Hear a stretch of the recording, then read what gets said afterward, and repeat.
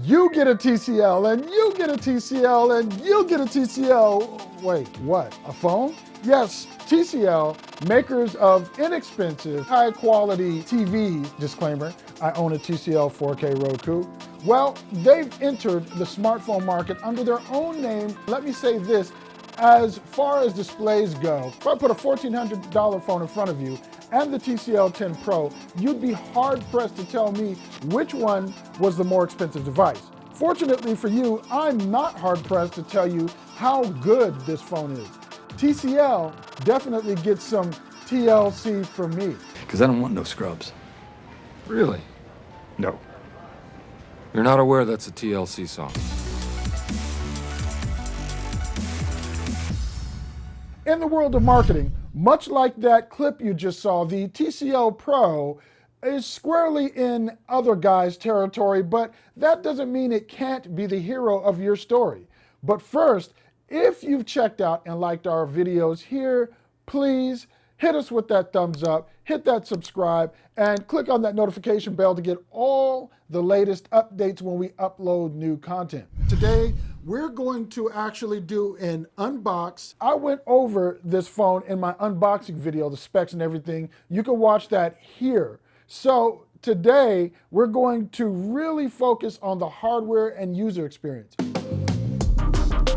Out of the gate, TCL has done a great job. No massive camera bump on the phone, which definitely helps it aesthetically, and I like the flush, horizontally arranged lens and flash array. The color I'm reviewing is the Ember Gray, and it has this really nice iridescence which changes with the light. We'll come back to those cameras in a bit. The right side of the phone is where you get the power sleep wake button, and above that is the volume rocker. On the left side, you get a customizable button which you can attach different functions to. Bottom of the phone is where you'll find the USB-C port, speaker, SIM slot, which supports expandable memory and microphone. Top of the phone, you get a headphone jack, yay, microphone and IR port, double yay. The main selling point of the TCL 10 Pro, though, is that TCL is known for their displays. So special attention goes to the 6.47-inch curved AMOLED display. This display is HDR10 certified for Netflix, and watching content on it is a joy. But to get the full effect of the dynamic range, you're going to have to activate a feature in the phone's menu called Next Vision. Going into the settings menu and then the Next Vision menu, you'll turn on visual enhancement. And for me, I set the screen color to vivid and leave the slider in the middle between warm and cold. I watched The Witcher episode 4 of Banquets, Bastards, and Burials, and during the banquet scene, there's definitely a difference in the on-screen colors with the Next Vision features turned on. With it off, the White Wolf's skin tone, which is already pale, looks more washed out, whereas with it on, that pale skin tone has some warmth to it. This warmth falls in line with the color range I've noticed on more expensive displays on the S20 Plus Ultra and the OnePlus 8 Pro. Next up, I looked at Our Planet Season 1, Our Seas, and that turtle I've referenced in other reviews comes in vibrant and sharp, again, holding its own with more expensive panels. This really is a good video to view with any panel because the vibrance of the clownfish and other ocean life really show just how well a panel handles color range, brightness, and contrast, or black levels. The difference you'll encounter in this and more expensive models is going to be in the overall media experience though. As awesome as this panel is, and though the speakers do get relatively loud, at the end of the day, they suffer from the same issue that all down-firing speakers do, and that's positioning. With higher-end flagships and even a couple mid-rangers, you'll get stereo speakers which fire out of the display area of the phone and push sound directly at you.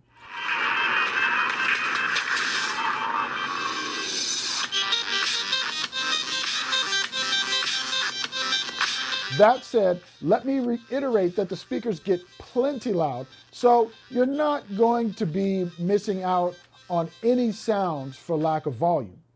Getting back to purely the display experience, though I do like the curved display aesthetically, I did have some issues with touch sensitivity in the lower left and right hand corners of the screen. For example, when I was in IG, I had instances where I had to hit the home button multiple times because that button sits on the edge of the screen in the curved area. Same thing on the right with the profile button. But the experience at the edges of the display aren't all hit or miss. Using gesture navigation works like a charm. Swiping up from the bottom left, up from the middle, or the right side of the screen works every time with no misses in my experience. And it's responsive. Oddly enough, invoking Google Assistant by swiping up from either the left or right extreme edges of the screen was responsive as well. I haven't yet figured out why some apps like Instagram and the official Reddit app are having that issue, but system level interactions seem to be fine. Always on display on the TCL 10 Pro is solid and visible outdoors or indoors, but in terms of the info it displays, you get just the time, date, that's it. If you want more, you can turn on the ambient display function instead. Only one of them works at a time. On the display side, you'll also get an under-display fingerprint sensor, and for a first outing, it's good. It's a bit slow, but it's accurate and doesn't feel like the target is too small. But at $450, let's be real, it's really good. People who can't afford flagships for hundreds of dollars more get this technology at a fraction of the cost. And frankly, it works as well as the sensors on the S20 line, which start at close to double the price. But we've spent a lot of time on the front of this beautiful mid-ranger, so let's get to that backside. On the rear of the phone, technically, you get 4 cameras. Let's look at some images I captured with the 64 megapixel feature activated. Images are pretty solid. Saturation is a little stilted, but people actually like their photos very warm, so that isn't necessarily a negative. Heck, it's why we have video HDR10 and Dolby Vision. And you'll get better photos with different color flowers and objects. Now, I tend to shoot at least a couple red flowers and objects because frankly red is hell on an image sensor, and most sensors muddle the details in these images, so it's kind of a blurry mess, once again where detail is concerned. What's worth noting is that on mobile devices and on social media posts, these photos actually look even better. It's just that when you pull them up on a desktop that the flaws become apparent. I wonder how many of you are going to do that though. Looking on mobile, these images are gorgeous. I posted these ones from the beach on my IG and folks were impressed. These, though, are only 12 megapixel images. And with that, if you want the highest resolution images when using TCL's camera software, you're gonna have to hit the More menu option and from there select the 64M option. That high resolution camera isn't the default camera when you launch the app, and it isn't one of the shortcuts available at the top of the viewfinder. Those shortcuts are the zoom slider, ultra-wide angle lens, and a triple viewfinder, which gives you a smart, fast way to look at your lens options at a glance and pick the best one for the shot you're trying to get. Getting to the other cameras and camera features, I was able to get some respectable close-ups with that 5 megapixel macro. The amount of detail and color it picked up was very pleasing to my eyes on this display and showed even greater levels of detail over the 2x zoom on the standard lens. There is a trade-off, however. You're gonna get a pretty decent amount of vignetting with some photos. In the outdoor shot I took of the ants on the flower, it isn't apparent, but on this indoor shot with less than ideal lighting conditions, you'll notice it there. It appears to have a tendency to hue greenish, so with the crocheted table protector it's quite apparent, whereas this shot of the unfinished pine desk with my work phone close-up, you see the vignetting around the edges, but not as obvious as the table doily. Next, let's take a look at that front-facing camera. It does snap some crisp images, but one thing I found interesting is that images seemed a bit more washed out when Next Vision is activated. Blacks are deeper with it off. Night mode is a hot ticket item, so let's take a look at those photos. Now, at the time I shot this, we were in the midst of some citywide curfews as a result of some civil unrest, so I didn't take my usual bus stop photos, but I did use my grandfather and children statue in near complete darkness, and the results were decent for what you're paying. Here's an outdoor photo in low light. Looks pretty darn good. And here's TCL's low light video camera in action. I'm not hating the image it produces, though it does suffer from hunting for focus at times. But in this low light, with a floodlight off in the distance backlighting it, the image is still relatively sharp and isn't terribly grainy. Not bad for a first outing for TCL. Last but not least, let's talk battery life and TCL UI. Seeing as how this is their first go-round with their overlay, let's scrutinize it closely. First thing you'll notice, thank God, is there isn't a lot of bloatware on the two TCL phones I've reviewed. They did some of what I see other overseas manufacturers do and made applets for menu items, but those can be easily deleted from your home screen. You won't need them there because getting around the OS is fast and smooth. It feels like a pricier phone, even though it isn't rocking the top of the line processor. No, everything just feels peppy on this device. The only lag is the refresh rate, and people who've never played with 90 or 120 hertz phones won't miss a beat. Sure, there are some features borrowed, like the edge bar, but who hasn't taken inspiration from those who came before? On the left side of the phone, the Smart Key is a hard button whose software support allows you quite a few options to customize what it does. I currently have it set to send apps into split screen mode.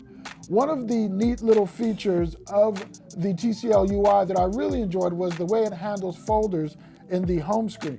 When you launch one, they all come up on a carousel, allowing you to easily navigate between them. It's the little things. Getting into the battery, the only letdown is the lack of wireless charging. On the upside, the battery is Herculean. With an artificial battery test benchmarking software, I was able to get 7 hours and 28 minutes worth of screen on time with 18% battery left, connected the entire time only to my cellular provider, no Wi-Fi. That was over the course of almost 10 hours before the device was ready to give up the ghost. The large 4,500 milliamp hour battery supports 18-watt quick charge 3.0 and over-the-wire reverse charging, so you can use the phone to charge other devices. This device consistently performed well in daily use with regard to power consumption and stamina. So let's bring this home. Does TCL get TLC for me? Yes, in a big way. This is their first branded outing, and for this being their first time working with photo algorithms, their TCL UI, their display technology downsized, and more, I can definitely recommend this phone. At $450, this is a direct competitor to the iPhone SE, and there are definitely some things I like more on this side. Photos are honestly comparable to the SE. Less bezel, and in-display fingerprint sensor, as well as facial recognition. I don't generally recommend anything first generation, but TCL has hit the mark, as you definitely get a lot for your money. Hey, we don't take it lightly that you spent your time watching with us. We appreciate you. If you have any questions that I didn't answer in the review, please leave them in the comments below and I will get to them. And if you want to take a look at which calling plans might be right for you when you're looking at picking up this phone, you can hit the main website, reviews.org. Tons of reviews on cell carriers, cell plans, best plans for you, all over the site. Give it a look. I'm Tshaka Armstrong, reviews.org. We'll catch you on the next video.